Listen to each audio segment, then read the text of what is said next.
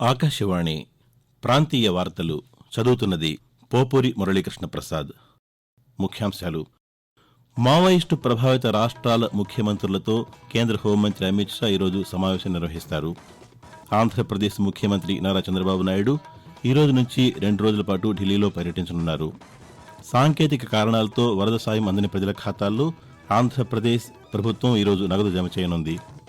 అంతర్జాతీయ ప్రమాణాలతో ఏకీకృత రెసిడెన్షియల్ పాఠశాలలను నిర్మించనున్నామని తెలంగాణ ఉప ముఖ్యమంత్రి మల్లు భట్టి విక్రమార్క వెల్లడించారు. నాగార్జున సాగర్ ఆయకట్టులో ప్రతి ఎకరాకు సాగునీరు అందిస్తామని ఆంధ్రప్రదేశ్ విద్యుత్ శాఖ మంత్రి గొట్టిపాటి రవికుమార్ తెలిపారు. ఇక వార్తల వివరాలు. కేంద్ర హోంశాఖ ఆధ్వర్యంలో మావోయిస్టు ప్రభావిత రాష్ట్రాల ముఖ్యమంత్రులతో కేంద్ర హోంమంత్రి అమిత్ షా ఈరోజు సమావేశాన్ని నిర్వహించనున్నారు. ఈ ప్రత్యేక సమీక్షా సమావేశానికి మావోయిస్టు ప్రభావిత రాష్ట్రాల ముఖ్యమంత్రులు, హోంమంత్రులు, ప్రభుత్వ ప్రధాన కార్యదర్శులు, డీజీపీలు హాజరు కానున్నారు. 2026 నాటికి మావోయిస్టుల సమస్య రూపుమాపడమే లక్ష్యంగా ఈ సమీక్షా సమావేశంలో చర్చలు జరగనున్నాయి. మావోయిస్టుల కట్టడి కార్యాచరణ, రాష్ట్రాల భాగస్వామ్యంపై చర్చించే అవకాశం ఉందని అధికారులు తెలిపారు. ఈ సమావేశానికి ఉభయ తెలుగు రాష్ట్రాల మంత్రులు హాజరు కానున్నారు.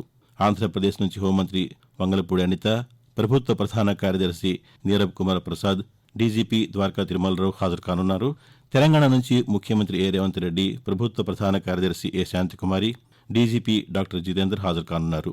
అలాగే ఈ సమీక్షా సమావేశంలో ఒడిశా, పశ్చిమ బెంగాల్, బీహార్, జార్ఖండ్, మధ్యప్రదేశ్, మహారాష్ట్ర, ఛత్తీస్గఢ్ మంత్రులు, అధికారులు పాల్గొననున్నారు. ఆంధ్రప్రదేశ్ వరద బాధితుల్లో ఇప్పటివరకు 98% మందికి నష్టపరిహారం జమ చేసినట్టు రాష్ట్ర ప్రభుత్వం తెలిపింది. ప్రభుత్వం కేటాయించిన 602 కోట్ల రూపాయల పరిహారంలో 584 కోట్ల రూపాయల నిధులను వరద బాధితులకు అందించినట్టు పేర్కొంది. సాంకేతిక కారణాలతో వరద సాయం అందని ప్రజల ఖాతాల్లో ఈరోజు నగదు జమ చేయనున్నట్టు తెలిపింది.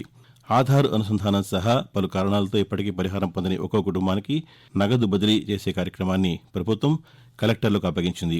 ఎన్టీఆర్ జిల్లాలో 15,000, అల్లూరు సీతారామరాజు జిల్లాలో 4,620 కుటుంబాలతో సహా ఇతర జిల్లాల్లో బాధిత ప్రజలకు జిల్లా అధికార యంత్రాంగం ద్వారా అకౌంట్లలో నగదు జమ చేయనున్నారు. ఆంధ్రప్రదేశ్ ముఖ్యమంత్రి నారా చంద్రబాబు నాయుడు 2 రోజుల పాటు ఢిల్లీలో పర్యటించనున్నారు. ఈ రోజు మధ్యాహ్నం వండవల్ నుంచి బయలుదేరి ఢిల్లీ వెళ్లనున్నారు. సాయంత్రం ప్రధానమంత్రి నరేంద్ర మోదీతో సమావేశం కానున్నారు. అనంతరం రైల్వే మంత్రి అశ్విని వైష్ణవ్తో సమావేశమవుతారు. కాగా రేపు కేంద్ర హోంమంత్రి అమిత్ షా, కేంద్ర రహదారుల శాఖ మంత్రి నితిన్ గడ్కరీ, కేంద్ర ఆర్థిక శాఖ మంత్రి నిర్మలా సీతారామన్తో ముఖ్యమంత్రి సమావేశమవుతారని అధికారులు తెలిపారు. తెలంగాణలో అంతర్జాతీయ ప్రమాణాలతో ఏకీకృత రెసిడెన్షియల్ పాఠశాలలను నిర్మించనున్నామని ఉప ముఖ్యమంత్రి మల్లు భట్టి విక్రమార్క వెల్లడించారు. యంగ్ ఇండియా ఏకీకృత రెసిడెన్షియల్ పాఠశాలలు, సముదాయాల అంశంపై హైదరాబాద్లో నిన్న ప్రత్యేక సమావేశాన్ని నిర్వహించారు. సమావేశం అనంతరం భట్టి విక్రమార్క పాతికేయులతో మాట్లాడుతూ రాష్ట్రంలో పేద విద్యార్థులకు ఉచితంగా నాణ్యమైన విద్య అందించాలని నిర్ణయించామని చెప్పారు. అంతర్జాతీయ ప్రమాణాలతో పాఠశాలలు ఏర్పాటు చేస్తున్నామని, ఏడాది నుంచి అన్ని నియోజకవర్గాల్లో స్కూళ్ల నిర్మాణం చేపడుతున్నామని చెప్పారు. తెలంగాణ విద్యార్థులు ప్రపంచంతో పోటీ పడేలా విద్యా వ్యవస్థలో మార్పులు తీసుకొస్తున్నామని భట్టి విక్రమార్క వివరించారు. హైదరాబాద్ నగరం నుంచి గోవాకు వెళ్లే పర్యాటకులకు కొత్త రైలు అందుబాటులోకి వచ్చిందని కేంద్ర బొగ్గు గనుల శాఖ మంత్రి జి కిషన్ రెడ్డి తెలిపారు. హైదరాబాద్ నుంచి గోవాకు వెళ్లే రైలును సికింద్రాబాద్ రైల్వే స్టేషన్లో కేంద్ర మంత్రి నిన్న జెండా ఊపి ప్రారంభించారు. ఈ సందర్భంగా ఆయన మాట్లాడుతూ సికింద్రాబాద్ నుంచి రెగ్యులర్ సర్వీసులు ఈ నెల 9న, వాస్కోడిగామా నుంచి 10న ప్రారంభమవుతాయని చెప్పారు. సికింద్రాబాద్ వాస్కోడిగామా రైలు ప్రతి బుధ, శుక్రవారాలు అందుబాటులో ఉంటుందని అన్నారు. కాచిగూడ, షాద్నగర్, జడ్చర్ల, మహబూబ్ నగర్, గద్వాల్, కర్నూల్, డోన్, గుంతకల్, బళ్ళారి, మడ్గావ్ స్టేషన్లలో ఈ రైలు ఆగుతుందని తెలిపారు. ఒప్పంద ఉద్యోగులకు ఉద్యోగ భద్రత కల్పిస్తామని ఆంధ్రప్రదేశ్ ఉప ముఖ్యమంత్రి కె పవన్ కళ్యాణ్ తెలిపారు. గ్రామీణ నీటి సరఫరా విభాగంలో పనిచేస్తున్న internal water quality monitoring laboratory ఒప్పంద ఉద్యోగులు మంగళగిరి కేంద్ర కార్యాలయంలో నిన్న ఉప ముఖ్యమంత్రిని కలిసి వారి సమస్యలను వివరించారు. ఈ సందర్భంగా పవన్ కళ్యాణ్ మాట్లాడుతూ ఉద్యోగుల సమస్యను పరిష్కరిస్తామని, బకాయి జీతాలను జమ చేసేలా అధికారులకు ఆదేశాలు జారీ చేస్తామని హామీ ఇచ్చారు. ఆకాశవాణి ప్రాంతీయ వార్తలు వింటున్నారు. తెలంగాణలో అధికారంలోకి వచ్చిన 90 రోజుల్లోనే 30,000 ఉద్యోగాలు కల్పించామని రాష్ట్ర ముఖ్యమంత్రి ఏ రేవంత్ రెడ్డి తెలిపారు.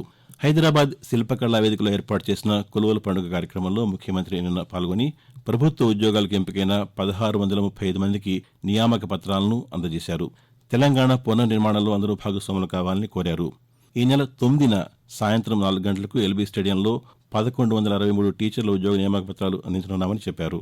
55 కిలోమీటర్ల మేర మూసీ పరివాహక ప్రాంత అభివృద్ది ప్రాజెక్టును పూర్తి చేసి దేశానికి ఆదర్శంగా నిలబెడతామని ముఖ్యమంత్రి ఈ సందర్భంగా పేర్కొన్నారు. నాగార్జున సాగర్ ఆయకట్టులో ప్రతి ఎకరాకు సాగునీరు అందిస్తామని ఆంధ్రప్రదేశ్ విద్యుత్ శాఖ మంత్రి గొట్టిపాటి రవికుమార్ తెలిపారు. బాపట్ల జిల్లా అద్దంకి నియోజకవర్గంలోని పలు గ్రామాల్లో మంత్రి నిన్న పర్యటించి అద్దంకి సాగునీటి కాలువను పరిశీలించారు. ఈ సందర్భంగా ఆయన మాట్లాడుతూ కాలువ పరివాహక ప్రాంతంలో పూడిక మొక్కల తొలగింపు పనులను త్వరితగతిన చేపట్టాలని అధికారులను ఆదేశించారు. జిల్లాలోని పర్చూరుకు కూడా సాగునీరు అందించేందుకు రాష్ట్ర ప్రభుత్వం చర్యలు తీసుకుంటుందని మంత్రి పేర్కొంటూ దాదాపు 1,80,000 ఎకరాలకు నీళ్లు ఇవ్వాలి. షట్టర్లు లేని చాట షట్టర్లు రెడీ చేపించి ఇమీడియట్ గా కాలువ పనులు పూర్తి చేయాలి. ప్రతి ఎకరాకు కూడా నీళ్లు అందించాలని దానికోసమే ఈ కార్యక్రమం చేపట్టాం. వచ్చే సంవత్సరం ఖచ్చితంగా కొరిసిపాడులో ఉండే రిజర్వాయర్ కి నీళ్లు పెట్టించే కార్యక్రమం అయితే మాత్రం వచ్చే సంవత్సరం పెడతాం. దాని కింద 85 కోట్ల రూపాయలు ముంపు గ్రామాలు ఉన్నాయి. 2 గ్రామాలు కొరిసిపాడు కింద తూర్పాలెం ఉంది. అది కూడా ఈ సంవత్సరం దాన్ని కూడా తీసుకుని ఆ డబ్బులు చెల్లించి రైతులకి ఒక రిజర్వాయర్లో నీళ్లు నింపుతాం. అదేవిధంగా సాగరాయి కట్టు కింద ప్రతి ఎకరాకి నీళ్లు అందించాలి. రైతులకు పంట పండించే కార్యక్రమం చేస్తాం. హైందవ సంస్కృతిలో పండుగలకు ప్రత్యేకమైన ప్రాధాన్యత ఉందని ప్రముఖ రచయిత విజయవాడ కాకరపర్తి భవనారాయణ కేబిఎన్ కళాశాల vice principal doctor Kappagantu Ramakrishna అన్నారు.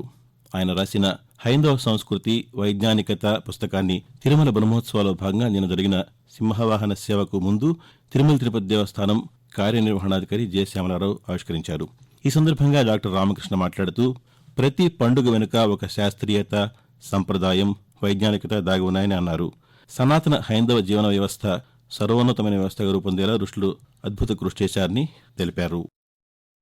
విజయవాడ దసరా శరన్నవరాత్రి మహోత్సవాల్లో భాగంగా 5వ రోజైన ఈ రోజు ఇంద్రకీలాద్రిపై కొలువైన కనకదుర్గమ్మ అమ్మవారు శ్రీ మహాచండీదేవిగా భక్తులకు దర్శనమిస్తున్నారు. అమ్మవారి శక్తివంతమైన రూపాల్లో ఈ రూపం ఒకటని, చండీమాత అనుగ్రహం వలన విద్య, కీర్తి, సంపదలు లభిస్తాయని ఆలయ అర్చకులు తెలిపారు. కాగా శ్రీశైలం దసరా మహోత్సవాల్లో భాగంగా గత రాత్రి భ్రమరాంబికాదేవి అమ్మవారు కూష్మాండ దుర్గ అలంకారంలో భక్తులకు దర్శనమిచ్చారు. మరోవైపు తెలంగాణలో బతుకమ్మ సంబరాలు ఘనంగా జరుగుతున్నాయి. ఇందులో భాగంగా ఈరోజు అలక బతుకమ్మను నిర్వహిస్తున్నారు.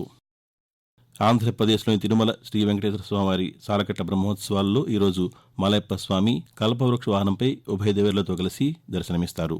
ఈరోజు రాత్రి సర్వభూపాల వాహనాల్లో స్వామివారు దర్శనమివ్వనున్నారు. కాగా గత రాత్రి ముత్యపు పందిరి వాహన సేవ వైభవంగా జరిగింది. రుక్మిణి సత్యభామ సమేతంగా స్వామివారు ఊరేగుతూ భక్తులను అనుగ్రహించారు. ప్రకృతి రమణీయతకు అల్లూరు సీతారామరాజు జిల్లా నెలవని ఆంధ్రప్రదేశ్ పర్యాటక శాఖ మంత్రి కందుల దుర్గేష్ పేర్కొన్నారు. జిల్లాలోని ప్రముఖ పర్యాటక కేంద్రమైన బొర్రా గుహలను మంత్రి నిన్న సందర్శించారు. ఈ సందర్భంగా ఆయన మాట్లాడుతూ గిరిజన సంస్కృతి సాంప్రదాయాలతో పాటు అద్భుతమైన ప్రకృతి సౌందర్యానికి, పర్యాటకానికి అల్లూరు సీతారామరాజు జిల్లా చిరునామాగా ఉందని అన్నారు. అటవీ శాఖ సమన్వయంతో పర్యాటక అభివృద్ధి చేపడతామని మంత్రి పేర్కొన్నారు. ఆకాశవాణి ప్రాంతీయ వార్తలు ముగించే ముందు ముఖ్యాంశాలు మరోసారి. మావోయిస్టు ప్రభావిత రాష్ట్రాల ముఖ్యమంత్రులతో కేంద్ర హోంమంత్రి అమిత్ షా ఈరోజు సమావేశం నిర్వహిస్తారు.